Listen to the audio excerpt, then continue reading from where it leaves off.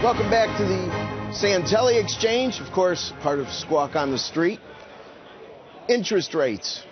They continue to be more than well observed these days, and even though they're at levels that are significantly lower than they were just not that many hours ago, we briefly hit a 223 yield in 10s. We're off 9 basis points from that. But let's go over some reasons why. In the first place, we have to start, of course, is the Fed and all the uncertainty and all the unintended consequences of a market that isn't really like a bottle of wine with the cork out breathing normally. It's very difficult to get a GPS on a market that has such a huge presence by the Federal Reserve. But there is one area with regard to the taper that's been getting a lot of play, and it's the mortgage arena. And a couple of weeks ago, we had Dallas Fed President Richard Fisher on. What a straight common sense guy, by the way. And when asked about mortgages in particular in the taper, here's what he had to say. My own personal preference, and I can only speak for myself, would be in the mortgage-backed securities. We had a rebound in housing. I think it's done its job. We're at risk of overkill.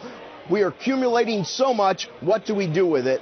That's his quote. I'll take it a step farther. Obviously, we seem on any given day to purchase all the issuance. There are times when we can't purchase enough because there isn't enough issuance. Our cash-in has even weighed in on this, that it's almost not a voluntary taper. It's just a taper because of the depth of the market and the forcefulness of the purchases by the Fed. So let's look at some reasons in no particular order for the rise in interest rates. And as I said, Fed, but we can include all central banks. I've said it 1,000 times. All stimulus is fungible, whether it comes from Japan, whether it comes from Europe, the UK, the US. It all finds its it all ends up in the same stream, and you can't pull out a different water molecule of liquidity from any given central bank. Better economy. Listen, there's no doubt. How many years after the crisis the economy's getting better? Forgetting the reasons why, forgetting whether programs have helped. But anybody who's ever gone to those fun houses, I'm not the world's tallest person, but I can find plenty of mirrors and fun houses that make me look 7 feet tall.